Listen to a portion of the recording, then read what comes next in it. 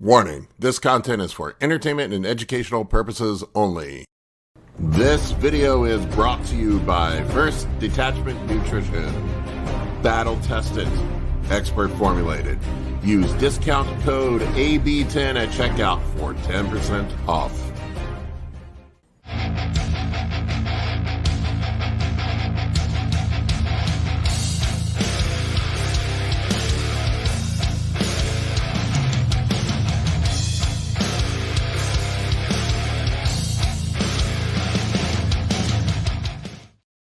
What's going on, Gym Bros? Big Paul here with Coach Kolton, Kurt, and whoever else shows up. Kurt, I think you're on mute, by the way.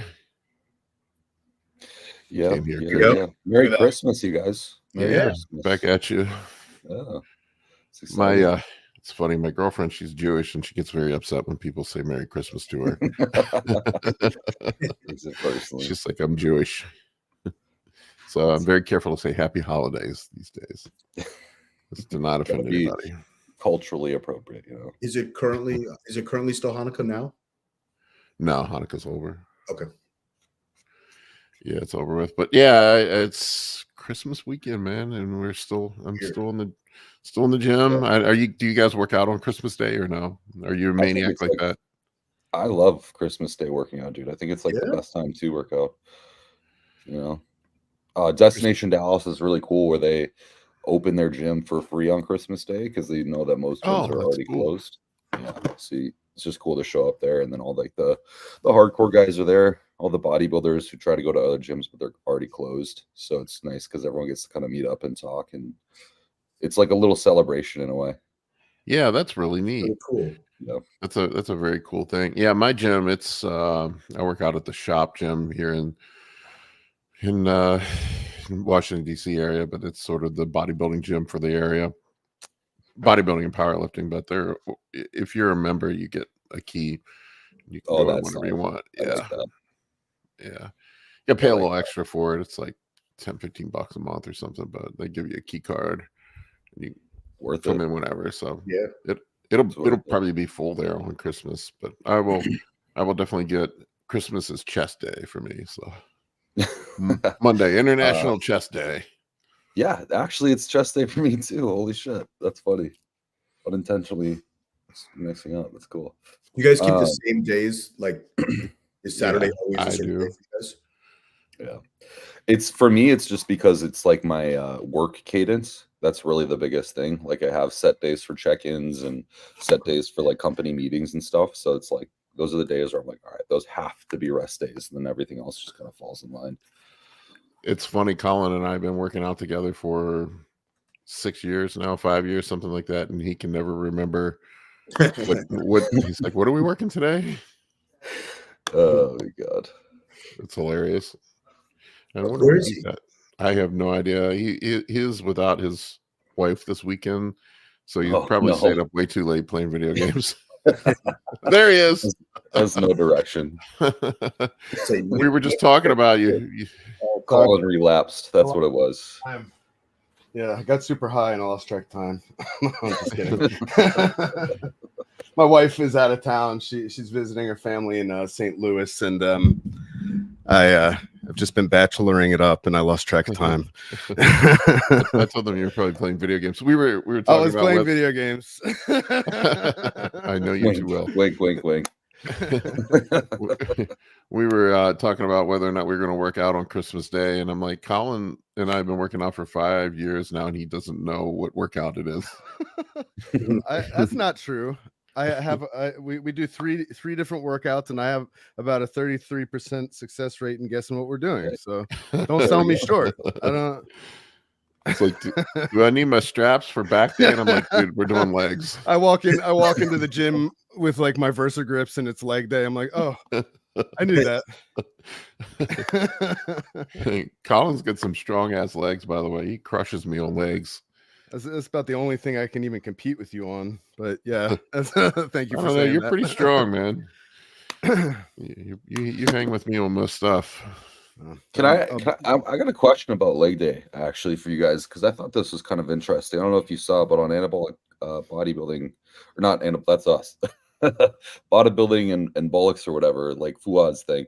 They were talking about like Mike Israetel was on there talking about how full ROM is better than partial, which I personally agree with. He was talking about how there's studies to show that partials in the length and range could support a greater response than even full ROM potentially. But they were having this argument, which basically everyone agreed with Mike, which was that full ROM is better, even if that means you have to lower the weight. And Fouad's argument was, well, what if you're at like 85% full ROM, so maybe you're not entirely there, but you are using 20% more weight. So you have technically more load on the bar, but you're not getting to the full depth of the movement. Which one would be more efficient? I thought that was an interesting proposal that they didn't really dig into. And I'm curious on your thoughts on that. Yeah, it was interesting. You know, that new study, I saw Brad Schoenfeld. I don't know if you follow Brad or not, but Brad's usually on the cutting edge of this stuff. I think it was a meta study, right? But I could be completely botching this, but as you mentioned, the fully lengthened portion of the movement seems to be the most important for hypertrophy, and I think that's what I took from that study. It's everybody saw like, see, partial range of movements work. The dudes that were excusing themselves of doing bench press 1/3 of the way to get more weight up, that's not what they're saying. That's actually the hardest part of the fucking movement. That's right. And if you look at the old videos of Jay Cutler training, have you ever watched Jay Cutler train? Yeah, that's what he did. He was in the partials, basically. He was in the partials, but he was doing lengthened range, and that was a big part of DC training. With I was gonna say that's Dante's thing. I remember back in the day we were doing like the extreme stretching and shit. I mean, think about that. Like, isn't it shocking that accentuating the hardest part of a movement would have the greatest effect in terms of growing muscles? Like, whoa, really? Well, by default, I mean, I think Israetel pointed this out, but by default, on that fully lengthened portion of the movement, you're going to be using less weight anyway, right? Right. When some movements, like a lat pull down or a pull up, the fully lengthened, this is pecs, not back. So it doesn't become back until you're here. Yeah. So it depends on you define fully lengthened. Like fully lengthened for lats is here. This is chest. Yeah, that's another thing. There's a difference between like passive range of motion and active range of motion, right? You know, and there's a topic to be discussed there too, where it's like, well, if you're talking about full ROM and now you're chest pressing, but suddenly now you're going like this as opposed to like going straight back, then I don't know if that's full ROM or if you're just fucking up the form because you're going too far. But I do think, in a sense, that let's just take, because he's popular, I guess, Sam Sulek, who is very, very partial based in when he reaches failure. It's like just trying to max out the movement as much as possible. I think if he lowered the weight, it's terrible. And if he lowered the weight 25% and did full ROM, you'd probably get more of a benefit. It was interesting. They were talking about it in perspective of leg training, I think, but Israetel, he's all in on the full ROM stuff. Right. But yeah, with leg training, like they were talking about, like bearing it's really the ass to the grass portion of the movement is where a lot of the growth comes from, is what I think the studies are indicating. But yeah, you're right, Kurt. Like I've noticed too, like with people, like I've really have gotten my arms to grow a lot. They were a weak point for me. I mean, my arms are over 20 inches now. And I think with tricep training, this is another one where I don't see many people doing anything that's placing full load on the fully stretched portion of tricep training. So for example, when you see people doing French presses or over the head extensions, things like that, they're only getting like 3/4 of the range. They stop here. Like Colin can tell you, how do we do the tricep extensions? Oh yeah, we do like cables, and we have a machine that puts all the load when we're in the fully stretched position. But we're getting a good stretch. I mean, we're really focusing on getting a full stretch. I don't care about we make sure we do like the full stretch position, then we get another movement that specifically accentuates the contraction. So we're hitting everything. It's way out of my wheelhouse, but I don't believe triceps grow from stretch mediated hypertrophy though. I stretch too, but the stuff I've seen shows that it doesn't. that the mid range is what's effective for triceps. Mm-hmm. That's way out of my I don't want to. Possibly, but I try to hit both ends. Like I I do want the stretch as well though with stuff. I guess I'm hitting both extremes. You know, right. There's gonna be my logic during is that middle portion. I want, for pretty much everything I'm doing, I want something that's going to put tension on the fully extended portion of the movement and the fully contracted portion of the movement. So like for legs, quads would be an example. Leg extensions would be for the fully contracted. And then whereas like a hack squat or whatever would be for the fully, fully stretched portion of the movement. Yeah. So putting as much load on that resistance on the fully lengthened portion of the muscle. So that way, I mean, and on triceps, it would be something like an overhead extension versus a push down or something like that, or a dip or whatever you want to do. Yeah.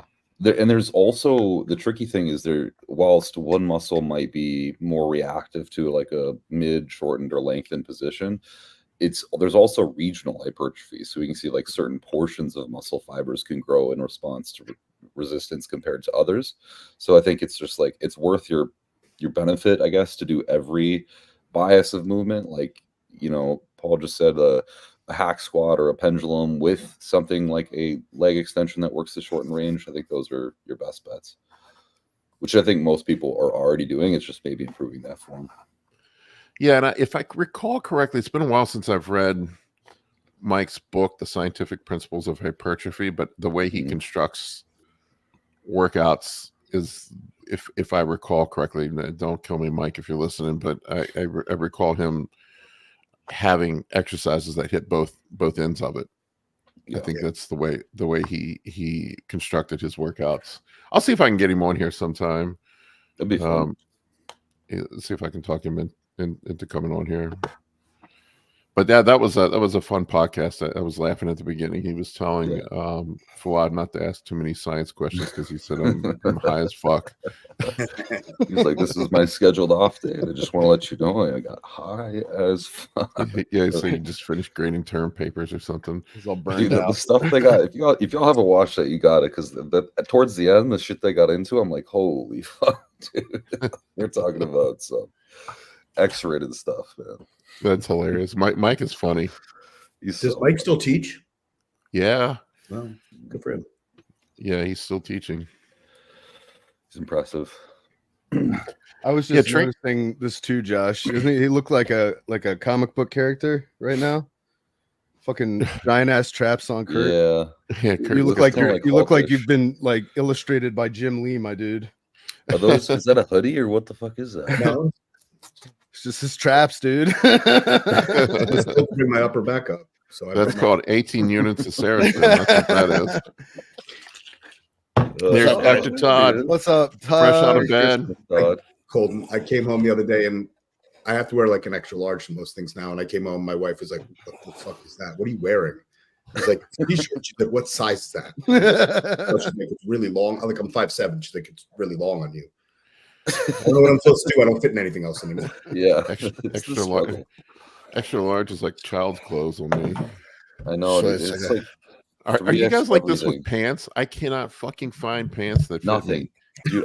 It sucks so much because like I like fashion in a sense, but I have to wear like bro shit because it's like nothing fits my legs. It's the worst thing in the world. Yeah, if I have to get like 38s or 40s to fit my legs, and then I'm a 32-inch waist. Yeah, exactly. I got this like diaper ass now because like the pants are so baggy up top. It's just not working. So I just wear sweatpants everywhere I go. Yeah, exactly. It's like I try and I'm just like, fuck this, dude. I don't feel like my legs are like exceptionally big. I mean, they're big, but they're not like, like what's his name? Neckzilla big. I remember we saw Big Ramy at the New York Pro, and you could see his quads through his sweatpants. Yeah. Like he had these track pants on. You can see how I have never really seen anybody where you can see the separation of their quads through their fucking sweatpants. Yeah. Nice guy too. He's super nice guy. He looked like drumsticks. To talk to everybody. Yeah, he definitely made time to talk to everybody. He was very, very nice. I don't know how good his English was, but Fouad was cool too. I wish we could have talked to him more, but he got called away by the Miracle Bear. Needed to ask Fouad some questions. Oh yeah. It was Fouad was getting swarmed. Him and Samson, they were the ones getting swarmed. Yeah, it was funny. Like nobody was really approaching Ramy. Really, he was. Yeah. That's funny because I was at the 2022 Olympia, I think it was. Yeah, and he was there, and no one was like talking to Ramy either. He was at his own supplement booth, the Red Rex or whatever it is. I don't even think anyone really knows what his shit is, but. Let's see, Chris says genes are hard. We either have big legs who remain severely obese or tiny Europeans. If you have a bit of muscle on your legs, it is impossible to find anything off the rack. Yeah, that's what we have to do is we just need to return to the 90s and bring back the Jinkos. My girlfriend has pictures of herself wearing Jinkos. I saw for the first time in many moons at Paul's last show, Zubaz out in the wild, worn unironically. Yeah. You go to enough bodybuilding shows, you'll see somebody broke it out. They found it in the trunk. I was like, what year is it? Wow. It was amazing. Kurt will remember these. That you guys remember? Kurt and Paul remember Z Cavaricci's. Yep, I was just going to say. Yeah. And Skids. As kids, they were like those plaid pants. They also had those giant. It's like a flannel shirt for your legs. They had those giant sweatshirts too. That had the holes cut. The neck was cut out of them. I remember all that crazy shit we wore in the 90s, man. It was all neon colored. Remember when Mike Mentzer and Dorian came out with that line of clothing? Oh no, I don't. Was it the heavy duty? It was the same kind of shit that was like bad plaid sweatpants and gigantic sweatshirts with huge neck holes.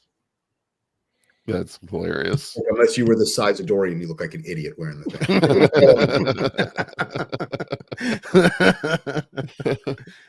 Oh man, that's hilarious.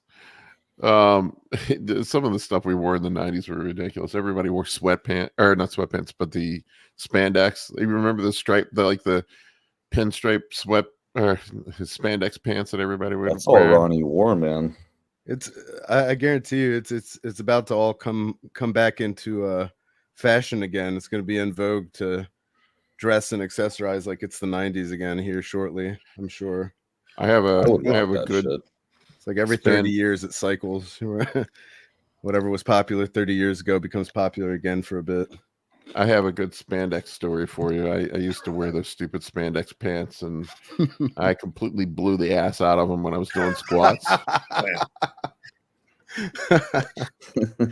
This was in the 90s, and I walked up to the water fountain, and I had no idea that I had blown them out, man. It's a shame this happened in the pre-internet social media world. It would have been such good content. I'm bent over at the water fountain, and the breeze blowing on my balls, and I hear this girl laughing at me. I'm like, what the fuck's going on? She's like, what's your problem, lady? She's like, dude, look at yourself in the mirror. And I'm like, what? It's like, turn around. Oh man. I'm like, oh fuck. That's awesome. And I didn't have an alternative pair of pants to wear, so there I was. The walk of shame to the parking lot to my car to drive home with no ass in my pants. I drove the speed limit that day. I didn't want to get pulled over. Yeah. Oh man. Did we want to talk about GH dosing? I think we all have been playing around with our GH dosing. Ken? Kurt and I have been, Todd, I think you've been doing the same thing, but I switched up from splitting my doses up multiple times during the day to taking a whole bottle just at night. And like all the side effects went away. Wow. No numb hands, no getting tired during the day. You haven't done it? I stopped using growth hormone like over a month ago. Okay. How come? Yeah. Just because I'm going to Thailand, so I'm just gonna wait to buy it all there, honestly. And yeah, I'm not gonna risk, like, if I buy it, I'm gonna buy a lot of it. So I don't want to like bring 20 kits over to Thailand and be like, oh, sorry, collection. No, that's not smart. Immigrations, yeah. So yeah, I've just been stopped, which honestly I've kind of liked because I don't hold as much water, and the androgens are doing their thing, but I'm not having the interplay of growth hormone. But there's definitely a missing fullness that I do thoroughly enjoy. But Yeah, growth hormone can make you feel lethargic and sort of that's the nice low thing. energy. I've been fucking crazy productive, dude. Like, imagine being on almost a gram and a half of testosterone, and the endorphins and epinephrine you get from that without the relaxation and CNS depression of growth hormone. It's great. Growth hormone just makes me want to take a nap. Mm-hmm. Yeah, you're not getting tired though with it at night, are you now, Paul? No. I'm not falling asleep at my desk during the day anymore. No, that has subsided. Yeah. Do you find that with the larger dose at night, you're getting greater REM sleep, like dream states? I don't even dream anymore. Oh, really? Interesting. I went from 9 split up 3-3-3, and I was getting horrible side effects. Like my hands were on fire, my ankles blew up. I was like I couldn't go to the gym without taking a nap. I'd literally come home from the gym, I'd eat, and I would go to sleep. Yeah. And I was tired all day, and then I would come to bedtime, and I couldn't sleep. Yeah.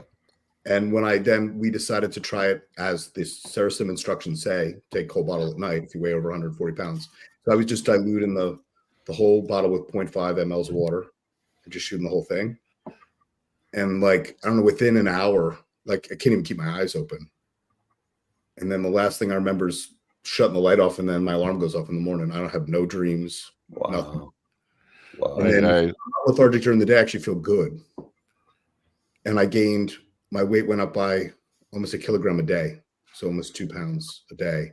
Wow. For a while. And then I kind of ran out of food. Like I wasn't able to continue pushing things up. So my weight hasn't gone up a ton, but my look has completely changed. Like I had 2 different people within a couple of days telling me like, man, your physique has gone from looking like a gym bro bodybuilder to a pro like overnight. I'm only up about 10-12 pounds from my show weight. I'm like not up crazy far. I feel like when you're sort of a beginner, though, not that you're a beginner by any means, but I mean early on in your bodybuilding trajectory, every show you do following that show, your body completely changes. Like its proportions, the shapes, the everything. Can combine that with a large new experimental dose of growth hormone, I think you get a lot of response. Chris said he gets vivid dreams. I still do. It doesn't put I me do out. too. I get really weird dreams on that shit. Chris, I have weird dreams if I use like 10 or under at once, but for some reason the 18 for me is.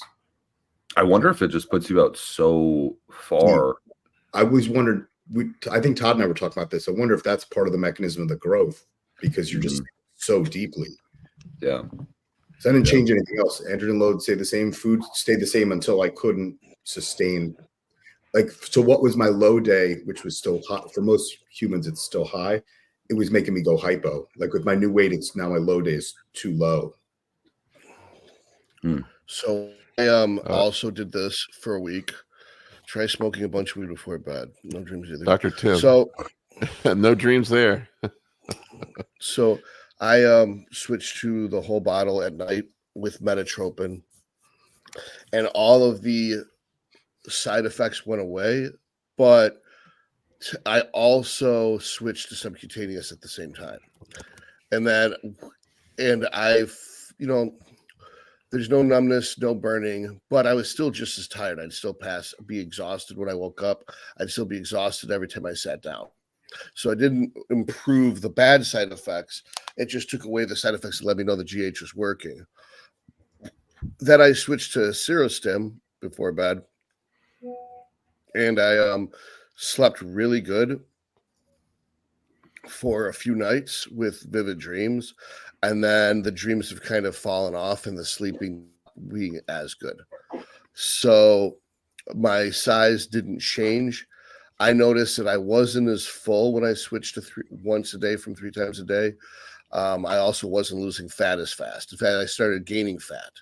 So whereas I could do everything wrong and get leaner with 3 times a day, once I went to once a day, I was doing things with less calories. I was gaining more body fat.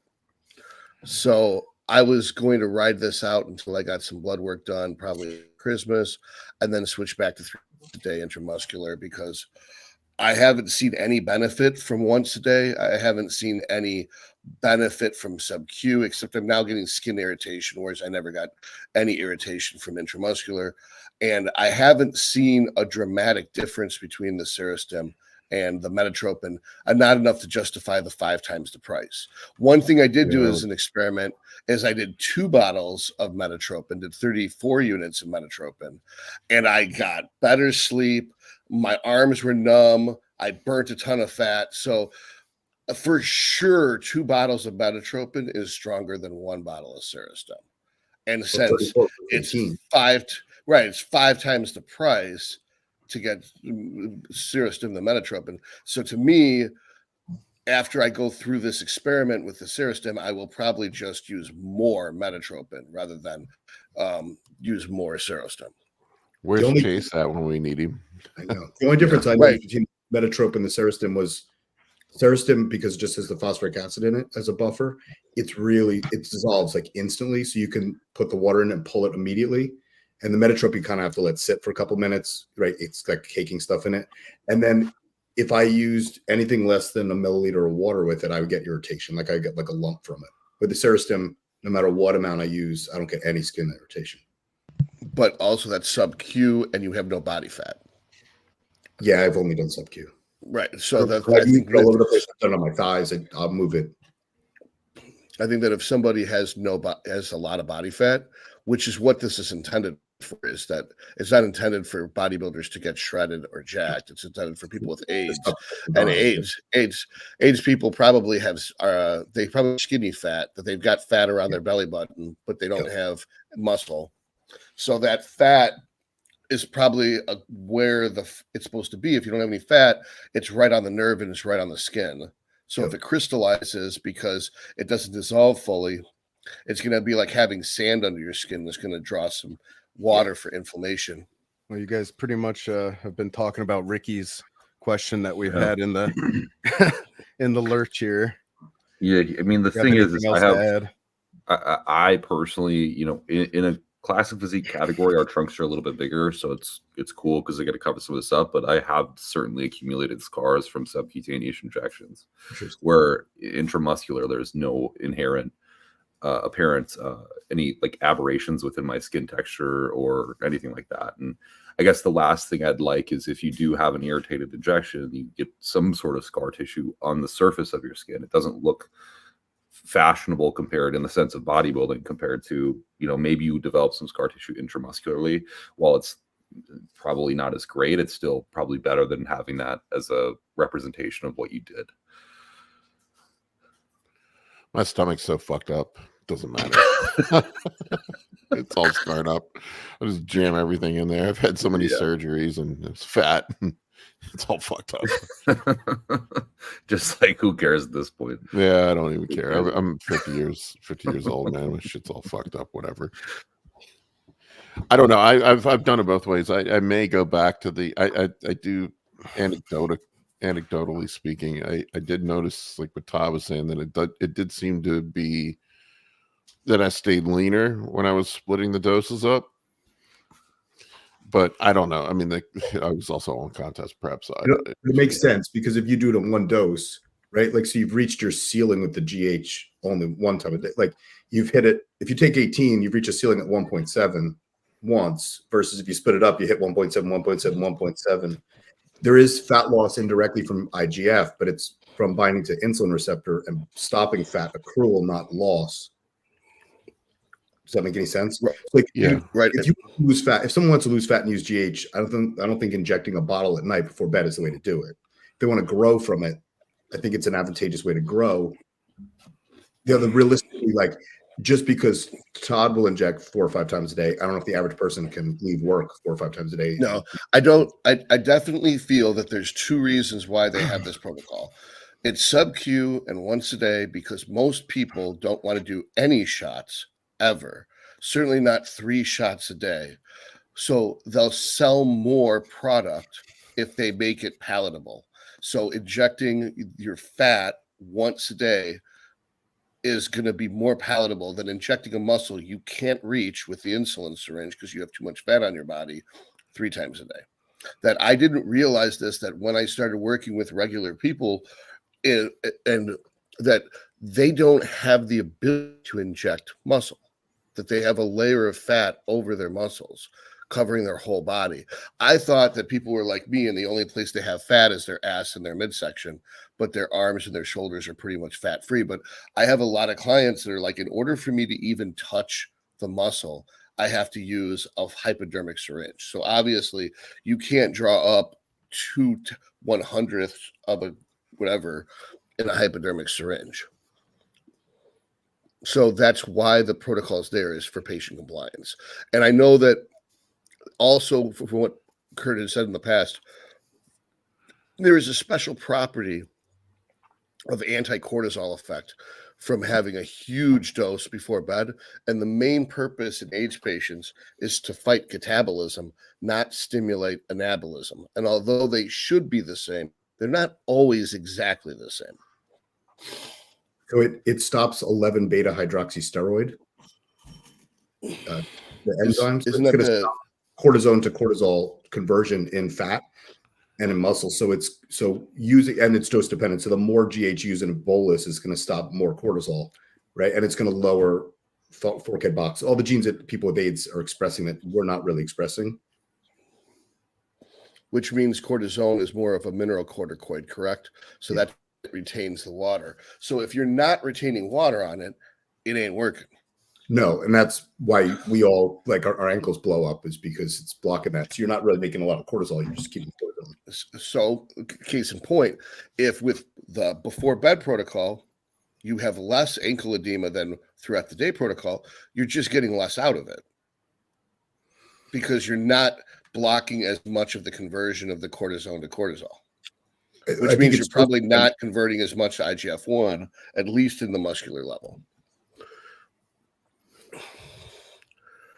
I'm not sure. Well, I would think the numbing of the hands is because in the brachial plexus, you've got compression due to swelling of tissues. And the swelling of tissues is due to the cortisone causing mineralocorticoid water retention. So the more numb and pain in your hands, the more it's working. And that's why some of the side effects are integrally tied with the effects we're looking for. Now, I guess, so if the IGF-1 is what makes you sleepy, but the water retention is what makes your hands numb, if you can separate water retention from sleepiness, in theory, you'd want to be sleepy as much as possible, because that means you've got the most IGF-1 possible. Yeah. The sleepiness thing, though, might be a little bit from IGF. I think you have like a dual processing part of the hypothalamus that controls GH release, especially in men. And when you go above like a physiological level, you're trying to stimulate shortwave sleep. So when you inject 3 IUs or more, your brain is sensing that it's almost like it thinks you should be going to sleep because it's not expecting a big dose like that. So that's, I think, what a lot of sleepiness comes from, is the hypothalamus just doesn't know what's going on because it only expects a bolus like that at night. Like your visions are small naturally. So you're saying the sleepiness might really be a real side effect, not an integrally effect tied to. I always assume that it's a physiological benefit. What's up, babe?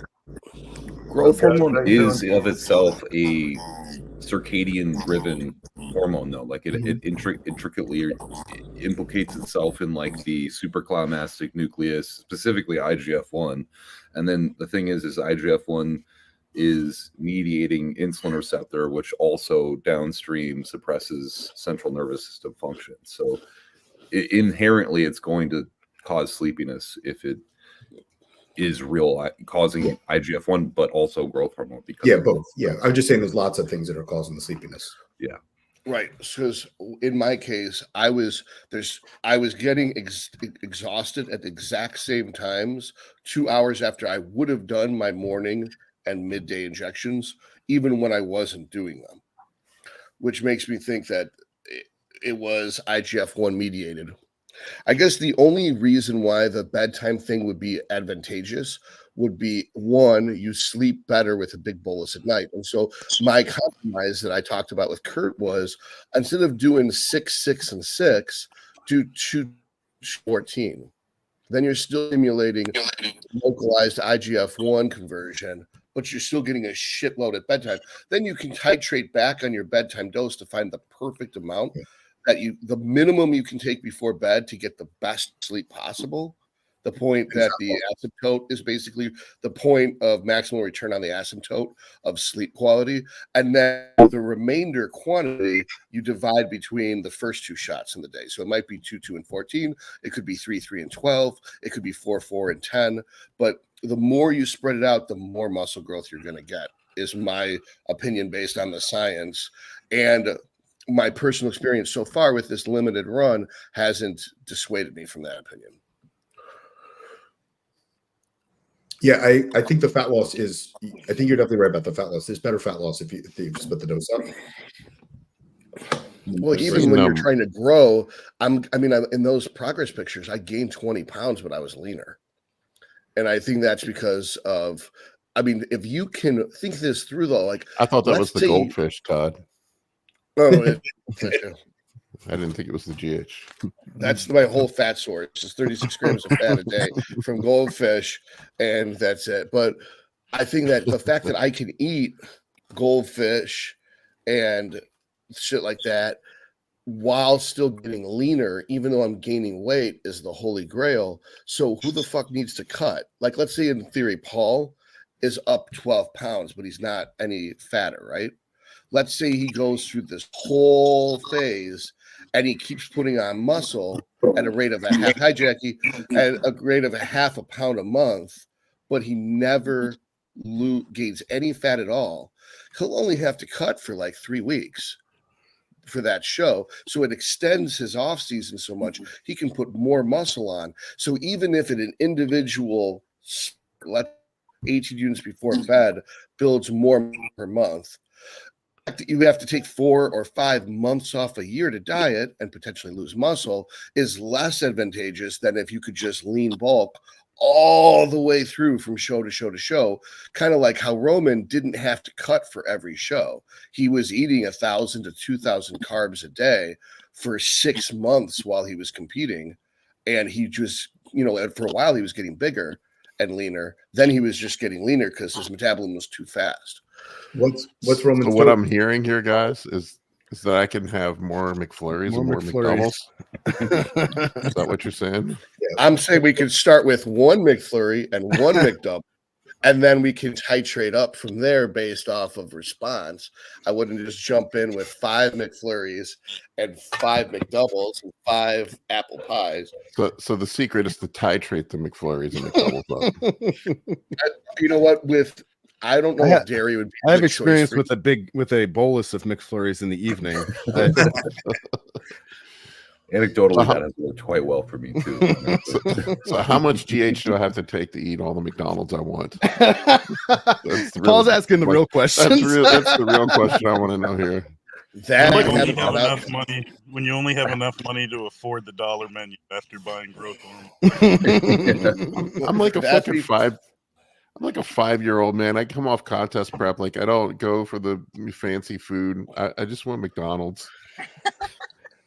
It's funny because that's what I'm going to start calling generic is dollar menu GH. That's great.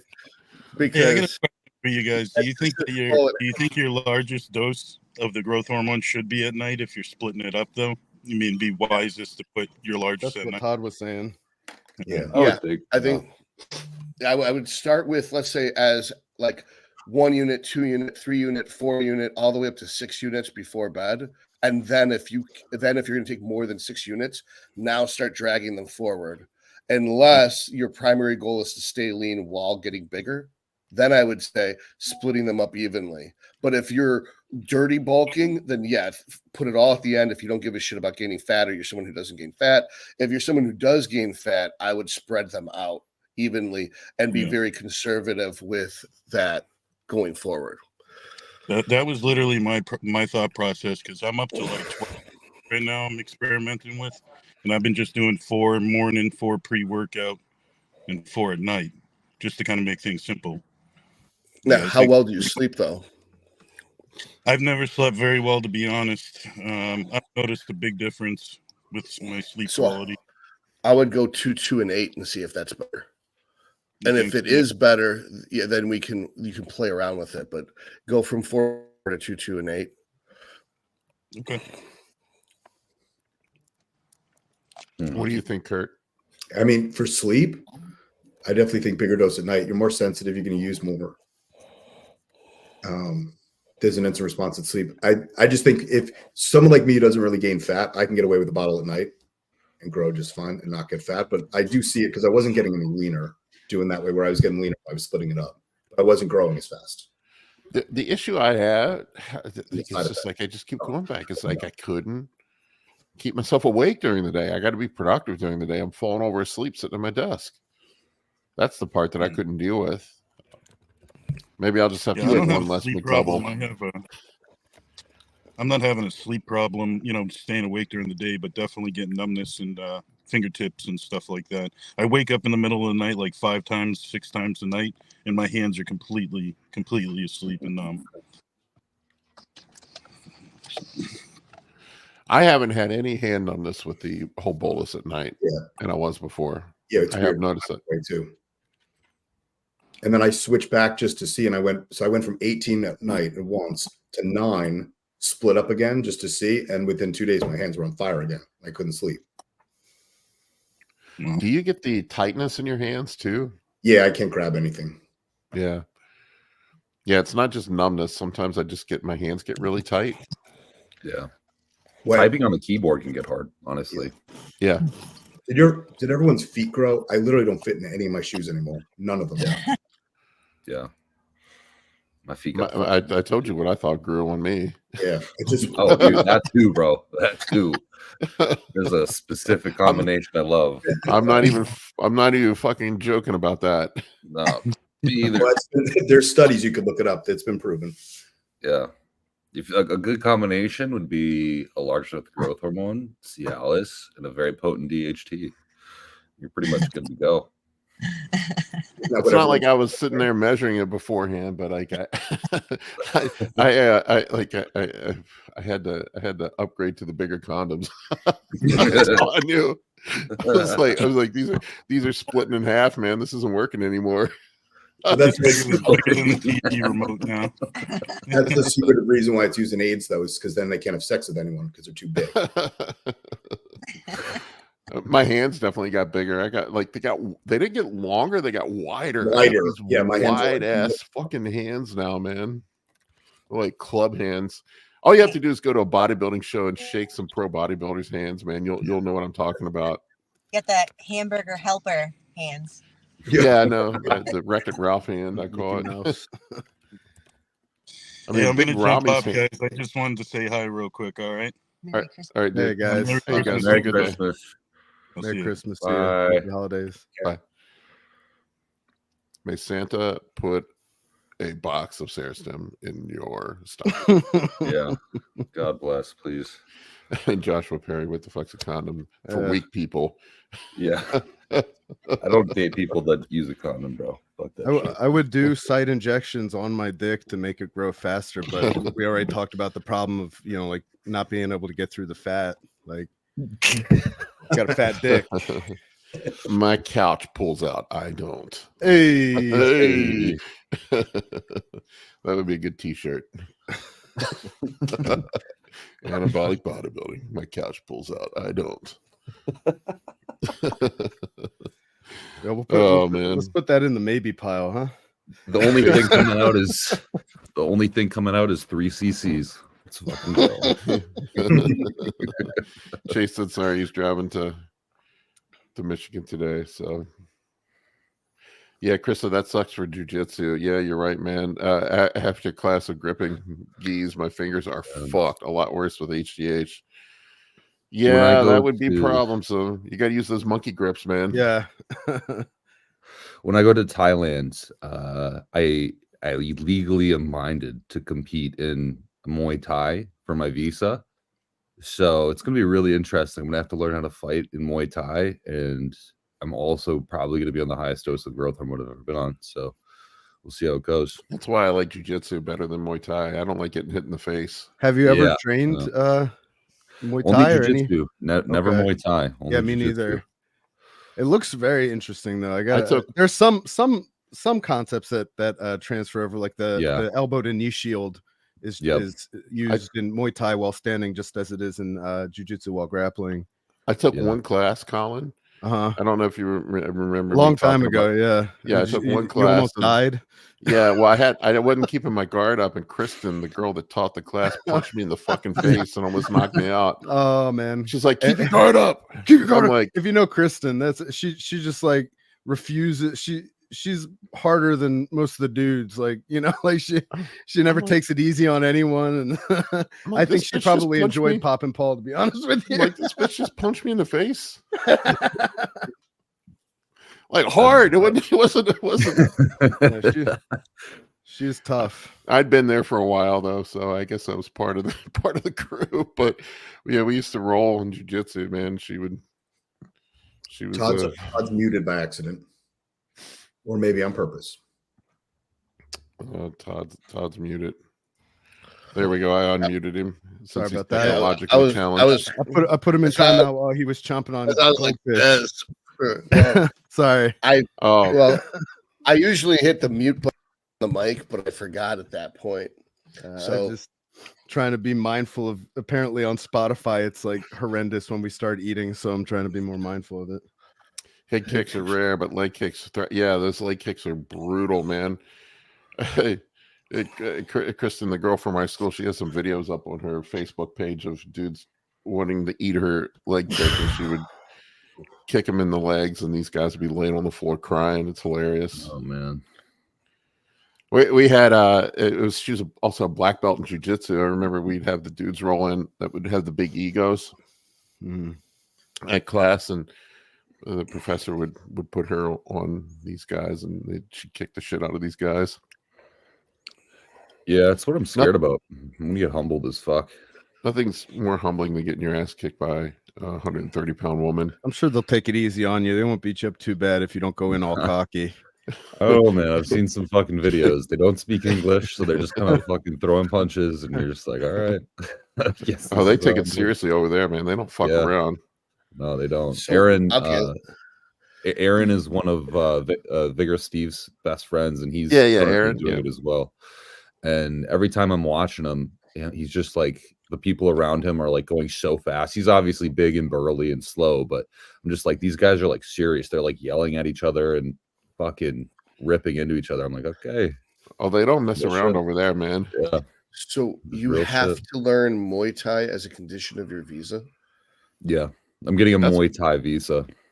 That is pretty badass. What's the difference between a Muay, other than the obvious? What's the advantages of the Muay Thai visa? So, man, it's complicated. Thailand is sort of Thailand is kind of sort of changing up their policies, so they don't really want any foreigners there. So they're basically, if you want to live there for more than 4 years, you have to buy a visa, which is close to $70,000 to $100,000 now. Oh my god! Yeah, like they don't want anyone to live there, so they're just trying to make it super duper expensive. But the one loophole is basically doing a Muay Thai visa or an education visa, and I have no need to learn Thai, and I don't ever want to, but I do want to fight. So I was like, well, I guess I'll just do Muay Thai. Fuck it. So, wow. Do they do integral jiu-jitsu with the Muay Thai there, or is they look down on it? It depends on what club you do, but there's actually there's throws integrated into traditional Muay Thai. That's part of it. Oh, you'll dig it. I think you'll like it, man. Punching people and kicking them on the ground, soccer kicks to the head, elbows and knees and fists to the head when you're on the ground is part of traditional Muay Thai. I thought about making a second YouTube channel for MMA and jiu-jitsu and Muay Thai. I thought that'd be fun. I just don't have the time right now. Yeah. I think Muay Thai is probably the single greatest standing striking martial art ever conceived of by it is. Like I don't know that you can really make an argument for anything else just based on like the fact that they created it. It was their fighting art, and they were never colonized by a Western power in the history of their country. I don't even think China could take them out. A lot of people tried them over the years, and they repelled them all. And I think, you know, due it in no small part to their ability to fight well, and you know that warrior spirit. There's some badass Muay Thai. There's a reason why everybody in MMA does Muay Thai in some form of grappling, either wrestling or jujitsu. Yeah, I think you think about like if you could like create like the perfect fighter, at least in terms of like you know, one of the MMA rings, you'd want somebody with like wrestling from Dagestan, you know, Muay Thai from the heart of Thailand, and like, you know, jujitsu or judo from Japan, and like jujitsu from, you know, America and Brazil. You know, it'd be insane. You know, you'd just be unstoppable. I mean, the goal for me, honestly, is like, I'd like to go pro. We'll see if it happens, but if it within this next year, if I don't have like a definitive endpoint, I'm definitely going to transition into like MMA, and UFC is like really where I want to go. That's pretty cool, man. Yeah, just see what happens. Fuck my face up, get cauliflower ear. I go for it. Yeah, I think you'd be good. You don't fuck with the man with cauliflower ear in the bar. Yeah. Yeah, I think you can go really far in the sport of MMA if you're an intelligent fighter, you know. And hey, and you also happen to be, you know, pretty strong dude, so that doesn't hurt. Having a great knowledge of PEDs would help with MMA as well. A little drug evasion wouldn't hurt nobody. Everyone, you know, in MMA is doing it. Let's not, you know, kid ourselves, but you know, some are doing it better than others. So one thing I was confused about is, why is Turinabol the drug of choice for MMA? Is it because it's a performance enhancer but not a size gainer, and because it's in and out quick? Probably it's the drug. I think that's exactly why. Yeah, I think why not use Anavar? I would think that Anavar would be even faster in and out. Why not use Halo? That's true, and that's Halo. Metabolites last a long time, I thought. What are they worried about? Getting tested? Yeah. It's how do you fake USADA without gaining a weight class? Well, the UFC just said no to the USADA testing policies. That's amazing. The case? Now it's going to get interesting. It's stupid, because you should just have guys who have shins of steel. Like, why not? What's the downside in that? Like, yeah, they're gonna fuck the other guy up more, but if he's taking roids, he's gonna be just as strong as the other guy. And it's just like, how much more entertaining could that shit bro be, you know? I don't know if you guys remember, like back in the day, there was Pride Fighting Championship out of Japan. It turned into what's currently One Championship, but back in the day, Pride Fighting Championship is exactly what you're describing.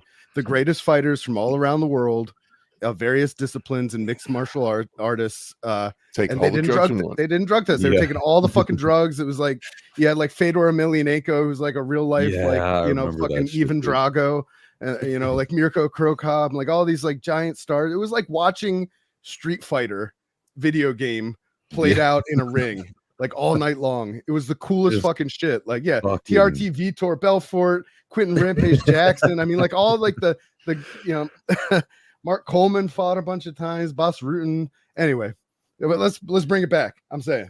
Yeah, I agree. It'd be so awesome to watch. Just like jacked fucking titans of humans. It was the best.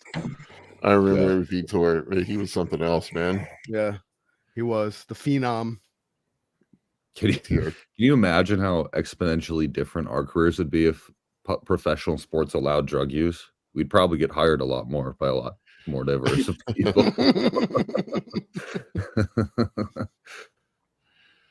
Yeah, it was a very different TRT. I got to share this TRT Vitor. Something happened. Yeah, it's looking a little suspect. That's old Vitor too. You got to look at young Vitor, man. Let me see if I can. Find...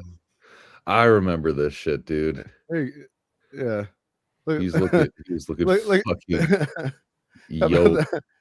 There we go. Yeah, comparing like him and Yeah, bro. In those red shorts, yeah, he's Yeah. fucking. I mean, and this was back in the day, like he looked different than everybody, you know, like he was clearly Yeah. like, It was lats. yeah. You scroll, if you go to that picture down right where he's just like looking off in the distance, you can kind of see it right there, like how fucking grainy he is, and Yeah, you yeah, can see in his fucking face, dude. Like I'm just saying, like nobody looked like him back in the day. Like when he first came on the scene, he was like 18 years old, and they called him the Phenom. And like, yeah, he just looked different. He just looked different than everyone else. And Just a little tip for the bros out there: when you see the dude in the bar that's got eyebrow cuts and cauliflower ears, that's not the guy you want to mouth off to. You buy that guy a drink. You understand? Yeah, It's going to be a bad night if you run your mouth. Oh yeah, That is not the guy you want to fuck with. Jiu-jitsu taught me not to fuck with anybody, really. I know we've said this probably before on the show, but like I've been choked out or nearly choked out by dudes who half my size. You know, they look like they work for like, you know, H&R Block or something, doing taxes all day, and then like they show up in the gi and they'll fucking fuck your day up and you never see it coming. That's the thing. I think you gotta respect everybody. I'm really keen to see what that's like, because everyone in like who is Thai, you know, the average height there is like 5'3", I think. You know, they're very short people, all not muscular. Like it's generally, I would imagine the average body weight is probably somewhere in a male from 130 to 160 pounds. Yeah, like maybe. And it's like these guys they move at a speed that I can't. Like I watched them while I was there. I went to several of the clubs, and they're strong. It's just like they're strong as fuck, dude. Like, and they've conditioned all of their limbs that they strike with since childhood to be very strong and calcified. When they kick a fucking pad, dude, like it echoes. Like it echoes through the whole fucking Joe Rogan has described leg kicks as and I don't think this is an understatement. He's probably not the only one to describe them as such, as being like swinging a literal wooden baseball bat at someone's leg. That's like, a really good analogy. Yeah. You think about that. If you imagine getting a baseball bat, a fucking Louisville Slugger to the goddamn quad over and over again. Like you've seen it in some of these fights. Like they beat up the meat on that lead leg so much they can't even put weight on it. Yeah. They can't throw a punch. Wasn't that what retired Anderson Silva? Didn't he get kicked in the leg and it snapped it in half? Oh, he hit. Oh, yeah, he kicked and hit. He kicked and it's yeah. That's right. I mean, that's just bad luck. That shit's crazy. Yeah, I remember when we started jiu-jitsu. That was before they softened it up to get more people in, man. Yeah, that was before very first class. They got the black belt on top of you, just mauling you. Yeah. And then they figured out nobody was coming back to sign up for second class anymore. I think I like tore my labrum in the first month.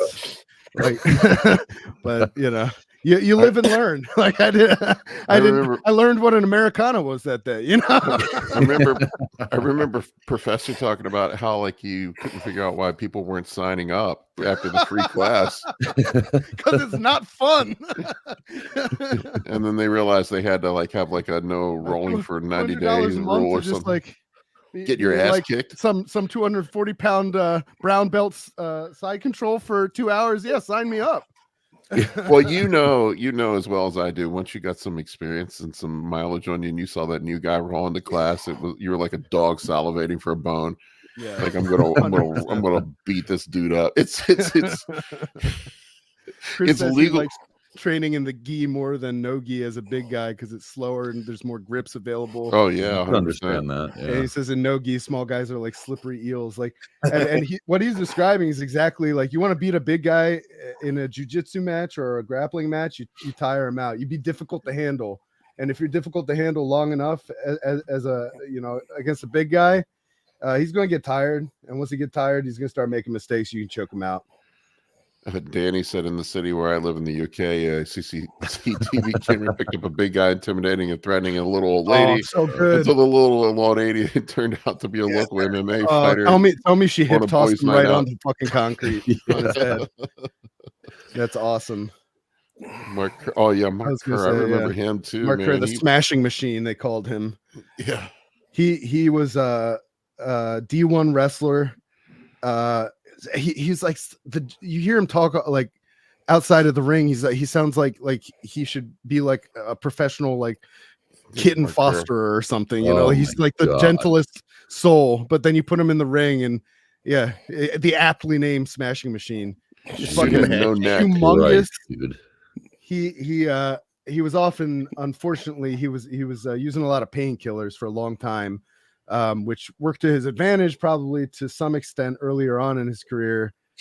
You know, not feeling any pain in the ring probably can be helpful at times, but it caught up to him in the end. It's a sad end for a tremendous athlete. But, what was the guy who, and you guys might not know who I'm talking about. He's a black dude. He wore the like bandana with the Chinese inscriptions, had blonde hair. Oh, Kevin Randleman? I think so. He would always, like, when he'd get people down, he'd jump up in the air and then like knee them while they were down. You know who I'm talking about? Oh man, I'm not sure if that was Kevin Randleman was a wrestler. I don't know if he did that. It was like early MMA when you could do like whatever the fuck you wanted, basically. I cannot remember his name, but he was an absolute monster, dude. I'll try to see if I can find him. Yeah, I'll see if I can find him. He fought in the UFC, you think? Yeah. My favorite was Boss Rootin, bada bada bada bada, or whatever it was he would say. Kevin Randleman. Yeah, Kevin Randleman. Yeah. He was also I don't know if he was D1 wrestler. He might have been. He's a tremendous wrestler and just dude, his clips are sadistic. Like, and just huge and strong, like just an absolute a pit bull of a man. He looks like someone I would not want to walk around. Like, he would, like, in the ring before fighting, he would jump, and this man could jump like 5-6 feet high, dude. And just seeing him sit there jumping, I'm like, nah. Like, this is, athletic freak. Funny with all these MMA guys, they all look like they've had Botox, but they haven't. It's just all the nerves are dead in their face from got their beat.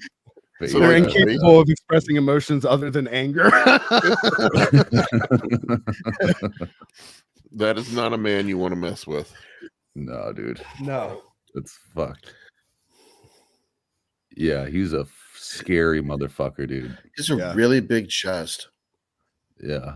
Damn, I didn't realize he died so young. That fucking sucks. What, I didn't know he died. That's the headline. He passed away pretty recently. Dang, that sucks, man. He's a fucking freak, though, man. Yeah, he was a monster. I wonder what a lot of these guys get wrapped up in drugs. I think so too. They make fast money. That's kind of the thing. It's like if you did bodybuilding. Oh wow, that's man. He died from pneumonia. Wow. No way. Yeah, pneumonia's no joke. Damn, dude. It's like that's actually crazy.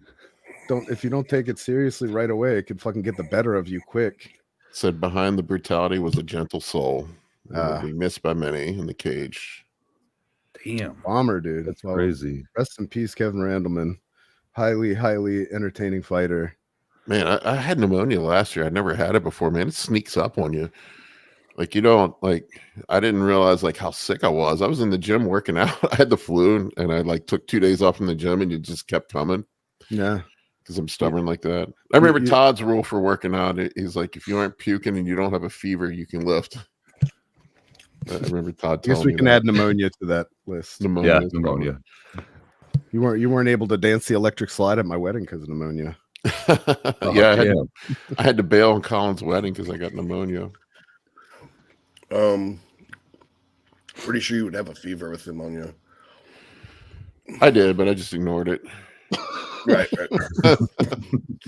So there's walking pneumonia, which is viral pneumonia. Pneumonia is just a lung infection. So it's an upper respiratory infection. Then there's middle respiratory infection, which is bronchitis. Then there's lower respiratory infection, which is pneumonia. Now, if it's bacterial and you're not going to fight it off, it's going to kill you if you don't take antibiotics for it. But that stands for just about anything. It's very unlikely we'll fight off a bacterial infection. Man, I wonder if that bacteria came from being on the mat for that dude. Wouldn't doubt it. Yeah, nasty stuff like ringworm, which isn't a worm; it's a fungus, I believe. Fungus. But there's staph infections are common with mixed martial arts. Well, I had ringworm. I don't know how many times I had fucking ringworm when I was at jiu-jitsu many times. But when I had pneumonia, I had the flu first, and then it turned into pneumonia. So I guess it's viral. Well, it was viral, and then you can get a bacterial super infection. That's why the rationale doctors have for prescribing antibiotics when you're there with the sniffles is to prevent you from getting sinusitis or other bacterial super infection. That the viral infection will lower your immune system and allow you to get a bacterial infection where normally our immune system is strong enough we can't get infected with bacteria. I think that's what happened to me last time I got sick. Hearing you describe it, because it came in like 2 waves. I thought I was better, and then like I got sick all over again. That was the same thing that happened with me with pneumonia. I remember being in the gym. We were training legs. Yeah. And I thought I was having a fucking heart attack. Yeah. Like I got this really bad pain in my chest. It's crazy, man. Yeah. I was like, man, something's not right. I probably should go to the doctor, but I'm going to finish my leg workout first. Get these calf raises and hamstrings done first. Then we'll go see if I'm dying. Priorities. Typical Speaking bro, right? of pneumonia, have you guys ever gotten Botox? No. Only on my balls. You have, Kurt? Yeah. What's it like? What part? The active it or after? Both. I want to know more, but I see a lot of bodybuilders doing it, and I think it's pretty smart. You're talking about in your face, right? Yeah. I mean, it's like a full insulin syringe usually, and it's like little bits. Like you have to make funny faces so they can hit it correctly. Really? And you literally, within a day or two, you like kind of lose sensation in those places. You can't move those muscles at all, and then over time, at all. So like you can try, you can't make that face anymore. And then over time, it causes atrophy. So those muscles just don't flex anymore. Right. And the benefit with that would be that as a side effect of not being able to move those muscles, there is less folding and wrinkling within the skin. Yeah. Interesting. That's interesting. Yeah, I think I was thinking about that because as bodybuilders, we have like, hyper sort of DJ. malleable muscles. Yeah. What's up? We're talking about Botox. If you come this way, like toward New York before you head to Thailand, we could do it cheap here. Really? I can get it at cost. I can get it at cost from AP2. I just don't know how to do it. No. I'll have an anesthesiologist or a plastic surgeon do it for you. Okay. And don't pay like whatever retail is for it. I figured I would just bottle and just go down on my face. That's what I was thinking. Like, how hard could it be to find a YouTube video? But then if I fuck it up, then I'm like looking like I got you can get a fucking vein and shit, like I don't think I'd want to fuck around with that. I would, I usually Instagram Live, Todd. Instagram Live. Call it Brotox. I mean, I know a lot of girls that would just do it because they do it all the time, but I would just buy the bottle because the bottle's like $300, but they charge you $600 to use a tenth of the bottle. So you're way better off. I mean, big picture, you have to learn stuff because it's so expensive to do it long term. You're not going to be able to afford it for the rest of your life. But if you just learn how to do it now, and I guess here's the thing. I wouldn't do this because I'm a doctor, but if I wasn't a doctor, I would just buy the bottle and practice on someone else's face. And that's ethical. And then once I learned how to do it, then I would do it on my own. Joshua said there's quick training for medical professions. I have lots of RN friends making tons of cash doing Botox. So who's going to teach me how to do my own? Right. You did teach yourself how to do it? No, I need someone to teach me to do my own. What's the average cost? It's like, isn't it? I thought it was like $15 per IU or something like that. Usually anywhere from 10 to 13, depending on where you're going. And it depends if you're doing like the dye sport or the Botox. Normally women get 50 units. I get 21 because I just do my forehead as preventative maintenance. I'm from the area where women were too tan. Okay. Okay. Like but gypsies? I was going to do it myself. I've done 80 on my face before. So my question is, like these wrinkles that are already there, do they go away or is it just prevent new wrinkles? If you have a static wrinkle, in theory, it's not supposed to, but I had like one little weird line there and it's gone now. It's so smooth. All right. So it's worth doing. It's cheaper than a facelift. Yeah. Yeah, and I was thinking like if you did Botox in conjunction with like topical Viper. yeah, Viper cream retinols or or whatever. tretinoin, it would be maybe an effective treatment to smooth out Ryan's texture. asking the important questions. I'm glad you put this up, Paul. Can I put Botox in my nutsack because my balls are small? Filler. Yeah, Filler in the You're gonna be- nutsack. just get olive oil, dude. This is not medical advice. What's funny about that is that would actually make them bigger because the cremasteric muscle is what pulls the balls into the abdominal cavity when you're in danger. And if you paralyze the Dr. Todd muscle, they'll drop. dropping the knowledge. It's ruining everything. I can. We're not recommending that you try this at home. No. I don't Remember- care if you do it, honestly. I love Dave Chappelle had a Treat bit yourself. on this years ago, talking about putting Botox on his balls. He wants Botox only on his balls so he can whip them out and show people that they're smooth as eggs. Because he's self-conscious about them. he's like nobody wants to suck on my balls. He's like, but if I bring these balls out, will you suck on these balls? These balls are smooth as eggs. That's so Oh, interesting. Dave man. Chappelle. I never understood that phenomenon. Should I just go ahead and self-demonetize this video? I feel like What do we do? We're over an hour into it. What? No ball talk? Does YouTube stop caring after an hour? I think That's the important after an question. hour of no testicles, you're allowed to just go like balls to the wall, so to Do speak. balls get demonetized? Not these I don't balls. even know anymore. They seem to have loosened up their rules recently. They've been nailing me for music lately. Yeah. Like Yeah. literally the music playing in the background at the gym. Oh yeah, you can't do that. Yeah, That's Like, it's you got to so annoying. copyright that. I have to have the editors copyright that. So that's why. That's why you have to put your own soundtrack over it. Even if you can still hear the background music over your soundtrack, that it doesn't get demonetized. I'm like, I can't help that the gym's playing music. yeah.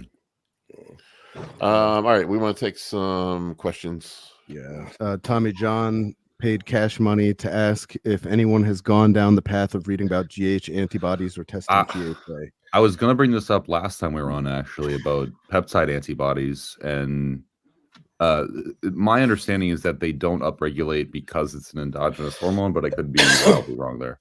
That's my understanding as well. Yeah. Karina asked me about it, and I had not heard about it until she brought it up. But I'm gonna have to wait till I get her on this show to talk about it because, but apparently that's a thing, and I wasn't aware of it. From what I understand, if I'm doing a peptide like BPC 157 or even like an abstract one, like there's so many different ones, just name one, and I'm using it for a long duration of time, I will build up antibodies to that foreign peptide as it is a protein, and eventually at some point I will develop an immune response and also reduce the efficacy of that drug. But I don't think that's what's happening with growth hormone. Should not be. Yeah. Well, your body, I see what you're saying. So since your body makes growth hormone and IGF-1, that Right. we wouldn't mount a response to it. Correct. But Right. if we're injecting something completely synthetic, Yeah. your body would see it as an antigen and it would attack it Right. as if it's a piece of a bacteria or a viron. Yeah. You said it much better than me. Cool. All right, let's get to know Tommy John. By the way, we met him. Yeah, Tommy Yeah, John. Tommy's dude. cool. Giant Tommy's a cool calves, He's got huge calves, huge Something I calves. do not. bowling ball calves.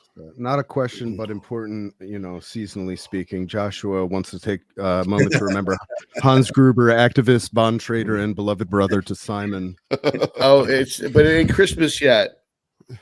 All right, It's only Nakatomi Plaza, 1986, Hans Gruber. December 25th. Rest in peace, Hans Gruber. the greatest Christmas movie of all time. If my love Ever. for Hans Gruber ever dies, it will die hard. So I was gonna watch Batman 2 Die Hard on Christmas. I was gonna do a Christmas movie marathon of atypical Christmas movies, like guys' Christmas movies, like obviously Christmas Vacation. I heard someone say, Christmas, sorry, right? wasn't What is was your that? favorite Christmas movie of all time? Let's take a poll here. Mine? Mine. Christmas Vacation. Yeah, I'm with you. Christmas Vacation. DJ, what's your favorite Christmas movie? I don't think I've ever watched any other than Krampus. What? What? Krampus. Krampus. I mean, it Okay. somehow it fits. I don't know. I watch all the animated things Your from my Dark kids, but I'm Soul. not watching them. Home Alone? No. Home Alone's okay. Silent Deadly Night 4. I think Did Nightmare you Before see Christmas. Violent Night? Does that count as a Christmas movie? Yes, Nightmare Before Krampus is Christmas? definitely, and so is Nightmare Before Christmas. They're both Christmas movies. Yeah. Both. Okay. Todd, did you see Violent Night? Did you see that movie? Mm-mm. Oh my God, it's right up your alley. That's your I new haven't favorite seen it. Christmas movie. It's got the dude from Stranger Things in it. The dude who played the Okay. cop. I forget his name. Oh, Yeah. yeah. He plays Santa Claus, Hellboy. who's like based on like the Norse version of like the origin of Santa Claus, and he's basically like he was like a very violent Viking in his former life before he was forced to become Santa Claus to atone for his many violent acts, and it's like some bad guys are like hijacking some rich family's Christmas, and he now I really want to see he it. takes them all out in like John Wick All style right, don't tell me fashion. that. I'll watch it. I It's assumed really it was good. kinda like, I thought he was just a serial killer who dressed up like Santa Claus. Now that I realize he's an anti-hero, I'm all about it. I like anti-hero movies. Muppet Christmas Carol, I think I saw mentioned by Chris. Yeah. That's an excellent one. Was it Michael Caine just playing it complete like fucking like completely serious, like as serious as a fucking heart attack. The whole performance alongside Muppets is just that's wonderful. Another one of my favorites is Bad Santa. I don't know if That's you guys Santa's have seen good. it. Oh, I like That's a that. good one. Yeah. That's a good one. There you go. I have a serial killer Christmas wreath on my front door. I train a 76-year-old woman. She's a wreath maker. She goes on wreath making retreats all around the country. And I was like, I don't know, I have some like weird decor. Like you don't need to make me that. And she goes, I'll make something right up your alley. And giant poofy, like beautiful bow wreath. And the center has like it's the mystery like bus on Scooby-Doo filled with like famous serial killers and blood drip. Awesome. And that's on my front door right now. My neighbors love it. They Your level of coolness just went up about 10%, DJ. That's pretty awesome. After the Baphomet team shirt, there is no thing cooler. She's the coolest person alive. Jingle All the Way. I don't think that's the shitty Arnold one, isn't it? I don't think I've seen that. I like that movie. Can't bench press your way out of this one. It's like the best line in the movie. Phil Hartman steals Arnold's girl. Moose says Debbie does Dallas extended version. I don't think that's a Christmas movie, bro. Wrong category. I'll tell you, it doesn't hold a candle to the book. Cool. All right, let's get another question. All right. See, we already answered that one. George asked this question early on in the broadcast. Does anyone know if there's any danger to pinning a muscle that you had an abscess in that had to be surgically removed? I wouldn't do it. It doesn't sound like a good idea. I would not do it. Oh my God. How do you pin a muscle that's been removed? I know he means the abscess, but grammatically, I think what it sounds like he's saying is he's already had the muscle removed. I had to tell one of my clients this the other day. He's like, he had a giant abscess in his shoulder that had to get cut out. Sorry, bro, for outing you. And he asked me, he's like it was like a month later. He's like, do you think it's okay if I do shots there again? And I'm like, no. No. So not a good idea, man. I had an abscess in my glute once, and I still pinned my glute, but it was not immediately after, and it wasn't surgically removed. Well, I had that one last year. I had to get drained. I think I told you about. I had one in my glute right before my show that resolved on its own, but it was pretty nasty looking for a while. My husband got compartment syndrome in his glutes, and that's nasty. Compartment syndrome's nasty. Nastiest thing I've ever seen in my life. What is it? I'm not aware. I'm not familiar. So I from my understanding, basically there was so much trauma within the muscle that there wasn't allowed to be like adequate blood flow for regular repair.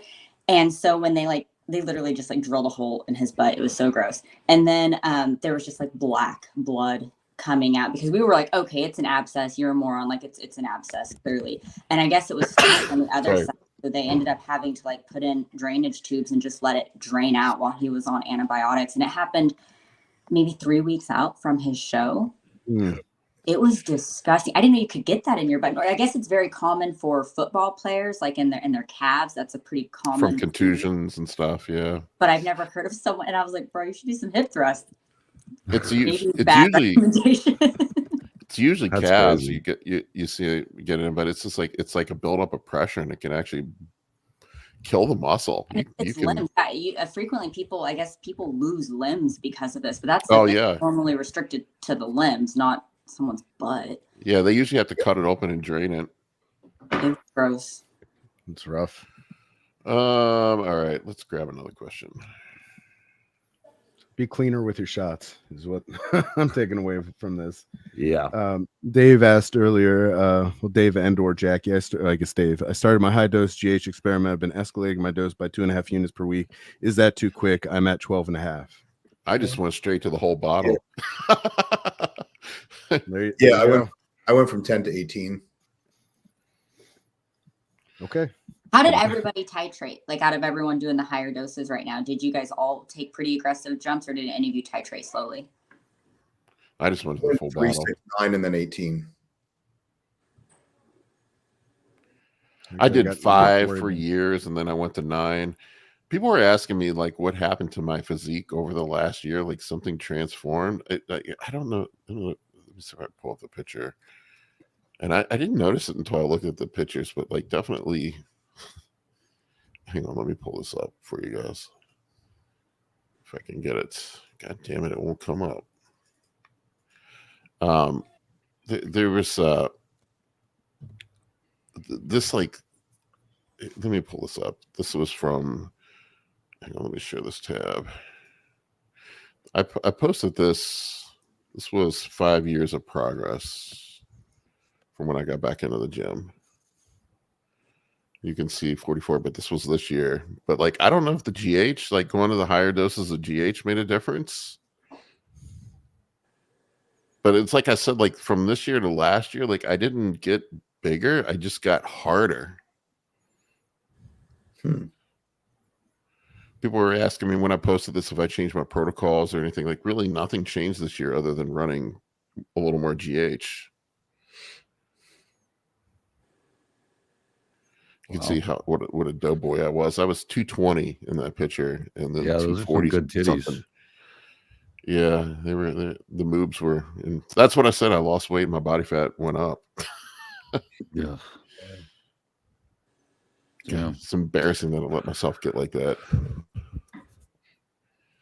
Anyway. DJ, what are your goals right now? What are you doing? Surviving. Okay, fair enough. I don't know. I would like to try and experiment with protocols at some point in time, but because of the way that I respond, I'm so limited in what I can utilize that I've just been playing with peptides. So outside of that, I don't know. I would like to go into another push phase, honestly, but I'm just so restricted in what I can utilize. So I've just been eating a lot of food, and that's it. What do you? I'm sorry, maybe I don't have a prior awareness, but what do you mean restricted? So I can't even use 1 milligram of TRT per week. I had virilizing symptoms on 25 milligrams of DHEA. I get horrible like cystic acne with too much vitamin D. So I am a hyper vitamin D.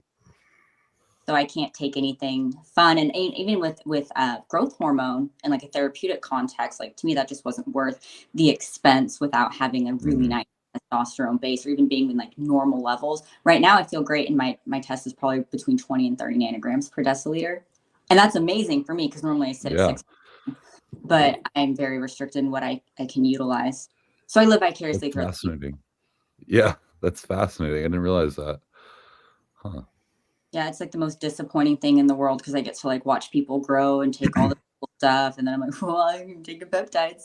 Yeah, pretty wild. Well, you take a lot of L-Carnitine. That's at least something. And those injections suck, but I do use carnitine. I leverage everything I can that's non-androgenic, but it's not exciting in all honesty. But and I feel good, and that's the most important part. So I will probably sure. move the stage again. Kurt, you're Never. not big on L-Carnitine, are you? No, I remember you saying that it was probably a waste. Well, Yeah, it's not the rate limit in fat loss. That's the problem. So it's the shuttle, but in order to get the fat inside the cell, you need acetyl coenzyme A. And the problem is you can't add more. It's not a supplement. It's not available as a supplement. And there's no one that I've ever met that's deficient in L-carnitine. So it's not the rate limit. It's not like adding more. So like adding, if your gas tank is full, adding more gas to your car doesn't make it go any farther. Gotcha. So from a physiology point of view, and I don't want to say it's pointless. I think it has cardiac benefits. I think there are other benefits for a fat loss point of view. Unless someone can show me some new data, the stuff that I learned in school, it doesn't look like it has any value, but I could be wrong. Huh. Interesting. I mean, and there also comes a role to play with that. I made a post about sort of fructose inhibition of coenzyme.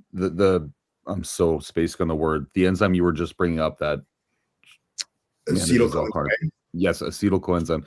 And fructose literally inhibits that enzyme. So if someone has, for instance, like a poor diet in the off season and they're using L-carnitine in conjunction with that, it's like now you're just further doing more things that aren't actually contributing to any success.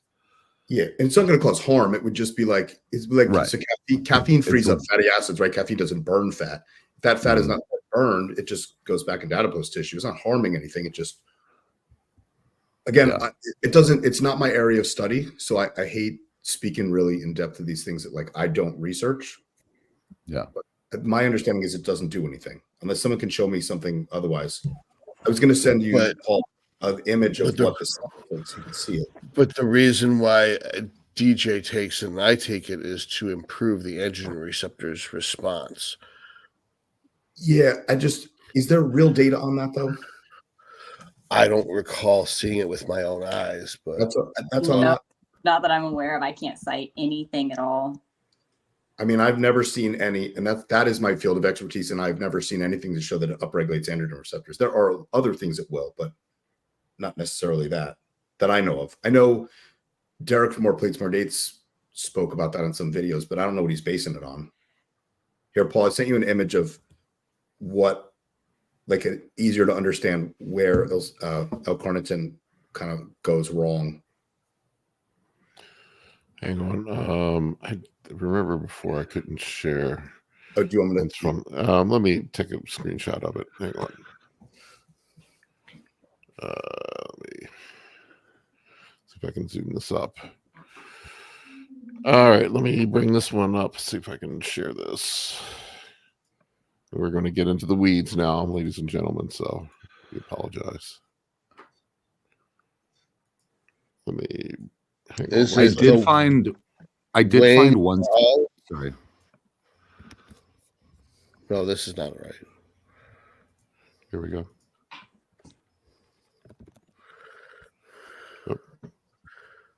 I can bring it up. There we go. Yeah, you could just see where it. You want to explain this to us? Well, it's just not crossing the cell membrane, so it'll bring the fat there, but the fat can't really. It's not causing it to enter. Yeah. I mean, again, it's not to say that the science hasn't changed. This stuff evolves all the time. It's possible that there's a mechanism that I don't understand.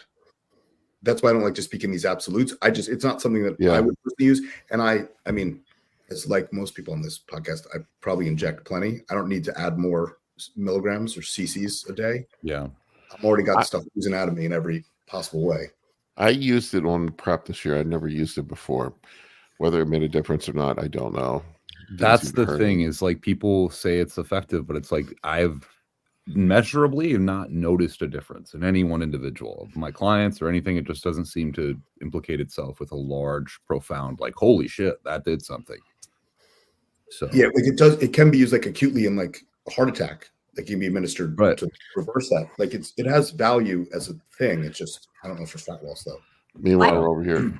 I used it on and off, for a pretty long amount of time. And I will say there's never been a noticeable difference in what I feel, experience, see, nothing at all. But I have continued it, but nothing noticeable on my part. I did just send an interesting study, which is the randomized controlled trial in our group chat, but it's irrelevant. But it does show that the androgenic response from resistance training is heightened. Therefore, the resistance training recovery was better with L-Carnitine supplementation. So it says very distinctly through feeding L-Carnitine, these individuals had a upregulation in AR content. Was that the responses to resistance exercise one? Because I just pulled that one up. Yeah. Is it oral? It was. That's what I'm trying to read, is like the methods don't necessarily clarify. All I know is that they did one blood draw and a 1 hour post resistance exercise biopsy, like muscle biopsy, and a 7-day washout period before testing. So I don't know. It would have to be oral because the dose was 2 grams a day, so it would have to have been oral. Right. So 200 milligrams injected is equivalent to 2 grams oral without the diarrhea. So they don't actually ever test injectable L-Carnitine. It's always oral. But injecting it's just smarter. Like anything else, you're always smarter injecting something than taking orally. Not always, but almost always. Notice the conclusion. That's hilarious. Can I quote you on that, Todd? Can I quote you out of context there? Feeding How do you after feel about it with endurance athletes? It's so hard to say because theoretically, like Kurt was saying, it is a regular therapeutic in cases where people have heart issues, anything as it relates to like myofibular issues, anything around the contractile tissue regarding the heart, and it's used there. So in theory, you would think, okay, there's some kind of like mitochondrial biogenesis that's happening, or upregulation, or even like ribosomal stuff going on that's improving cardiac function. So in theory, again, it would translate into a better performance or endurance. I just don't know if those are acute adaptations or like you can do that a week prior to the, let's say, marathon or whatever it might be, and get the extended benefit from it. I don't know. We should have a cardiologist on.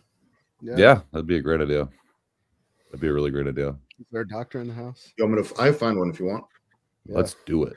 I pay to talk to people. Like one thing I do that I highly invest in is I'll find a good study, and if it's a very renowned study, I'll try to find one of the authors, not the main author because they're usually way too good for everybody, but like email them, and they always fucking respond. That's how I met you, Kolton. Yeah. Like, right, which is kind of weird now because you're my friend and I would never charge you for anything. But yeah. No, same thing. Yeah. Weird. Wait, so let me get this straight. The way you met Kurt was you messaged someone who was involved in the study, and that person happened to be Kurt with content, right? We were doing, what did we do? Tremolone thing, and then I did some internal server stuff for you. Yeah, exactly. Tag repeat, maybe. I don't know. I don't remember. Mm-hmm. It was I can't remember what it was about. It was a while ago. Yeah, but basically we reached out to each other and we hooked each other up. Oh, that cat looks like a leopard. Yeah, he's a sweetheart. I want to grab Scott's question. He's one of my clients. Scott said, why do coaches say drink X liters of water per day? Does it matter if you're peeing clear or thirsty? I mean, unless you're in peak week or like, close to a show, I don't think it matters super. I would think, though, doesn't it matter, like, if you're pushing carbs really high, you're going to need water to push glycogen loading. I mean, it's what glycogen is, what, 1 part carbohydrates, 3 parts water, right? Yeah. Roughly, right? Yeah. I had somebody tell me that they drink 16 ounces a day. I'm like, you mean 16 liters? He's like, no, 16 ounces. And I was like, the fuck? And it was like everything was a train wreck. Everything was a train wreck. And it was wow. So that's why, like Karina tells people drink and salt according to taste and preference. And I was getting people that all of them had fucked up blood work. And once I started telling them they have to drink a gallon, but she puts in their plan, they have to drink a gallon before they lift. So since it Wow. says two different things in the document, they read the thing that is the most destructive, and that's what they're going to do.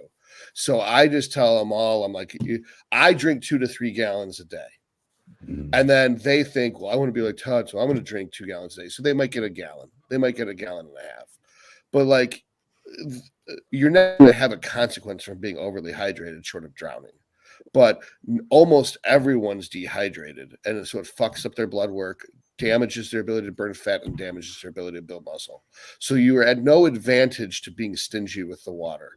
And if you don't want to drink water, you pee a lot. If you add salt to the water, you will drink it faster, and you won't pee it back out. You'll store it. Yeah, I know there is also a ratio of salt to water too that you're supposed to have. I can't recall what it was off the top of my head. And it's like Karina knows the exact formula, and she knows Andy Galpin's version of the formula, and she knows 11 different people's version of the formula. But I know that these guys have a hard time putting the drugs in the syringe. So if they can't calculate that, they're not going to be able to calculate how much salt to put in their water. So I'm just like, do 10 grinds per normal shaker. For a big boy shaker, do 20 grinds and drink 5 of these a day, and that's 2 gallons. Everyone, I think Andy Galpin's equation is while you're training, and I could be wrong, but it's 3 to 5 ounces per every 50 minutes of training. Yeah, I mean, there's nobody can do that kind of math. So basically, she says, I think 30 ounces per hour of training, which is still more math than I think most people are capable of. Yeah. Yeah, I think Todd hit the nail on the head. Most people are underhydrated. Where did she go? Typically been the Krampus took her. They always leave. Yeah, they always. She's literally our only clickbait. We need woman. to cheat, guys. You just enjoy them while they're around. Around long. They're ephemeral creatures. It's like it's like a dog, but instead of 13 years, it's usually like 13 months or less. Tell me again how women are like dogs, Todd. Everything out of context. What I mean is cherish the time you have with them, because it's not going to be very long. It's not what I heard. Not what I heard. I know. You should be on the whatever podcast. You can misunderstand everything and then flip out for an hour. Oh my god, I can't. Man, podcast, dude. I went down a rabbit hole. I'm like, are these people really as stupid as the clips make them out to be? Yes. And the answer is yes. There'll be one hot girl who's verbal but brain dead, and there'll be like 6 hot girls next to her that are both nonverbal and brain dead. And it's like, why are these other girls here? And then there's a girl sitting in the corner that doesn't talk at all, and a few episodes in you realize it's a mannequin. And it's like a joke that I don't think any of these girls even realize. It's like, we could literally just put a mannequin in your chair and no one would know the difference. Yeah. I think that is, it's such a weird, it's a frightening podcast, because it's like you realize how deficient some of our society is, and it's like, oh shit, this is what I think it makes women look really bad. That deficiency, that intellectual deficiency goes across genders. Oh, for sure. With right. No hands fucking down. distinction. Hands down. Like this, despite the fact that podcast focuses on trying to make women look stupid. It's not. My dog. Trust me, there are plenty of stupid bros. I was talking with Kurt the other day. I had a guy, like the amount of people that can't do basic elementary school math is mind-boggling. It is unreal to me. I had a guy like come after me in a comment section when am I eating for cheap, and how you can eat, you can get basically a pound of chicken for $2.50 if you go to the right place. And you can eat 5 meals of chicken for less than, or 5 meals, bodybuilding meals for less than $2 a day. And this dude couldn't figure out the math that $5 divided by 5 is $1 per meal. That's less than $2. He's like, bro, that's not less than $2. That's $5. And I'm like, oh my God. And he's the one. He's the one who want you to tell him how to measure his water. He wants to know how many units of growth, and he wants to take it 8 times a day. And he wants to use 3 cc's of this, and he's going to use Masteron for this and this. He will tell you how to coach. He's got nothing right going on in his head, but he needs the most complicated shit in his life. Yeah. Oh man, Israetel when I interviewed him, he got people so mad when he was talking about, nobody wants to make science out of lifting, but he's like, then you get all these guys that with their steroids, they want to overcomplicate the fuck out of everything with that. But you know, like, bro, just lift some slag iron. And yeah, exactly. And then you know they're, God, people can't even measure out shots, man. I can't. It's unbelievable to me. It's I was fucked just up. It's almost like I went through and I talked to every client, and 9 out of 10 of the dudes were doing their shots wrong. Yes, it happens. 9 so out of much. 10. Their doses are so fucked up. Yeah. What I'll do is I'll screenshot a picture online of like a 3cc or an insulin syringe, and then just put like a red line to where I want. Yeah, I'm like, this is it. Like, don't fuck. Because, dude, I onboard so many clients, right? And I'll have onboarding like protocols for them to fill out. Basically, just tell me what you've done in the past. Like, what's your history? I took like 2 cc's of this and like a half a cc of this. I'm like, what the fuck does this mean, dude? Like, like what concentration? Like what, you know, like how long? You know, it's you ever like, heard Ronnie Coleman talk about his cycles? Oh, yeah. He had no idea what he was taking. No idea. Oh, I just sent you a picture of, like, I get pictures like this all the time. Like someone was like, is this the, I don't know if you can see it, is this the appropriate amount of growth hormone to take? I pulled it to 2. No, that's not. Yeah, they don't get it. If it were people were like that, were using insulin, they'd be dead. Did I tell you my insulin story? I had this dude at the gym come up. He's like, man, bro, I took not one of my clients, thank God. He's like, I took some insulin, man. I passed out. I'm like, how much did you take? And he's like, I took 5 units. And I'm like, well, that shouldn't make you pass out. Definitely. And he's like, well, I pulled it up to the 50 on the insulin needle. I had them tell me that's 50 milliliters. Like, I took 50 milliliters. I'm like, you mean 50 internet like units? And they're like, yeah. I'm like, you mean 50% of 1 milliliter? And they're like, yeah, whatever. I'm like, it is not whatever. You are going to die. That it's a miracle, or a travesty that you didn't.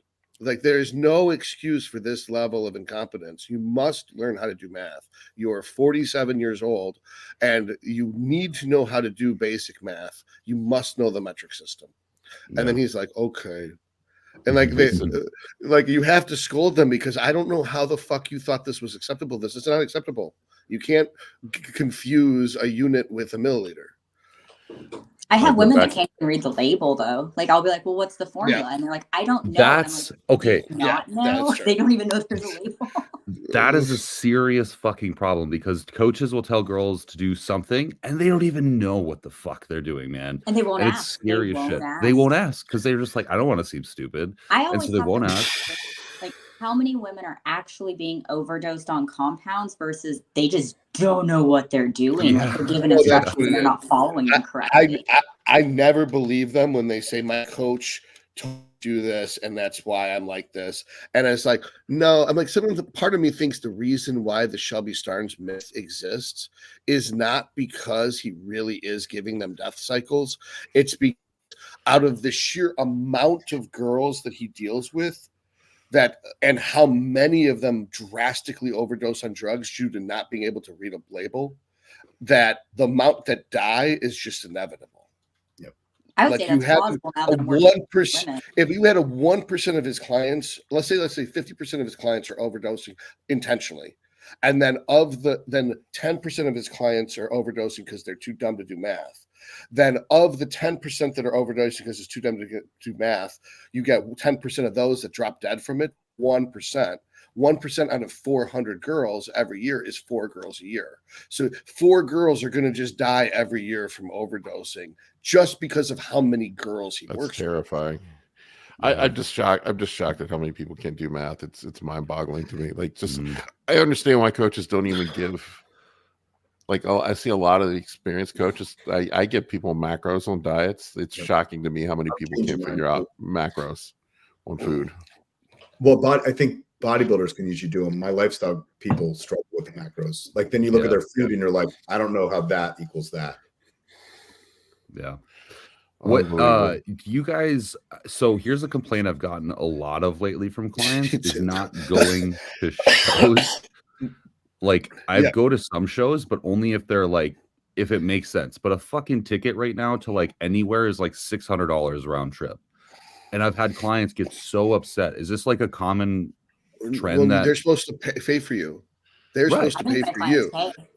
They're going to pay for your flight. They're going to pay for your hotel. They're going to pay for your food. They're going to pay for your tickets. I say it's dead minimum $1,000.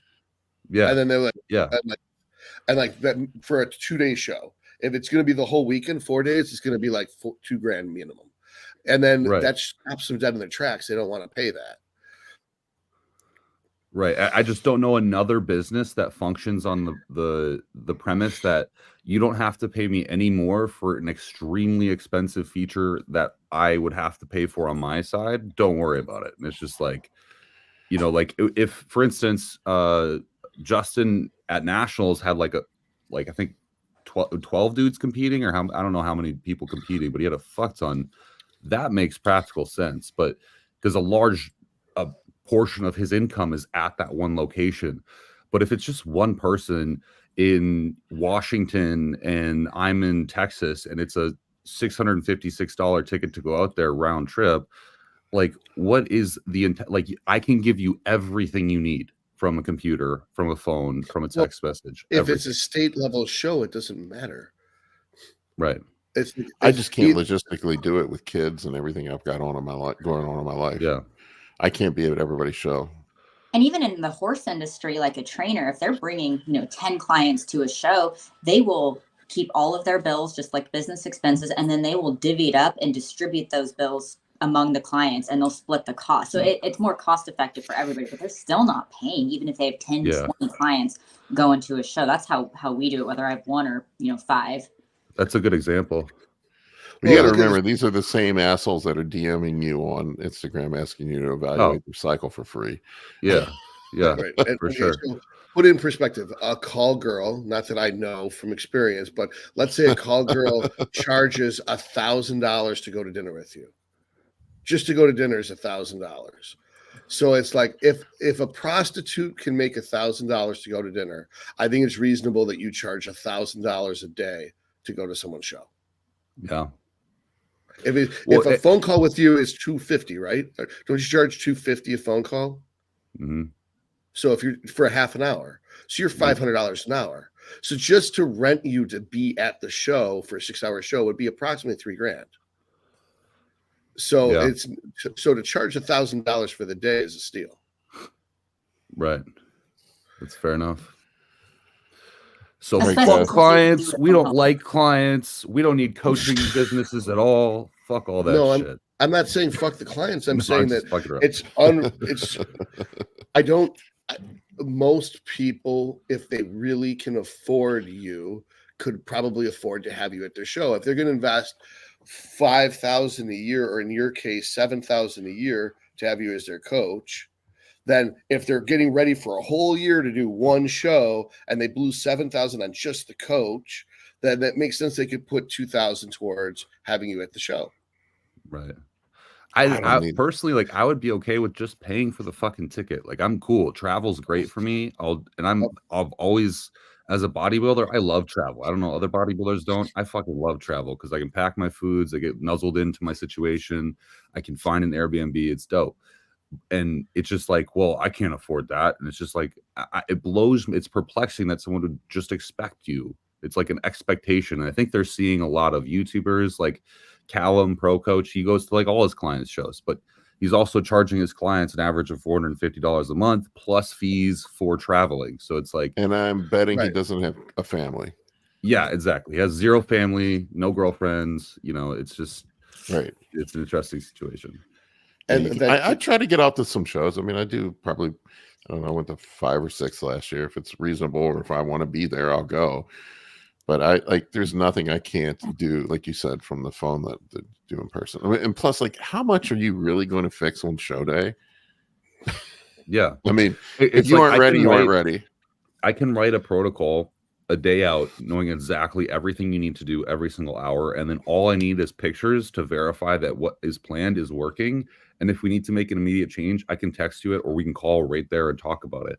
But everything else is like, usually it's just like, the more changes and the more freaking out you do, thinking that there's something special that happens at the end, the worse your fucking physique looks.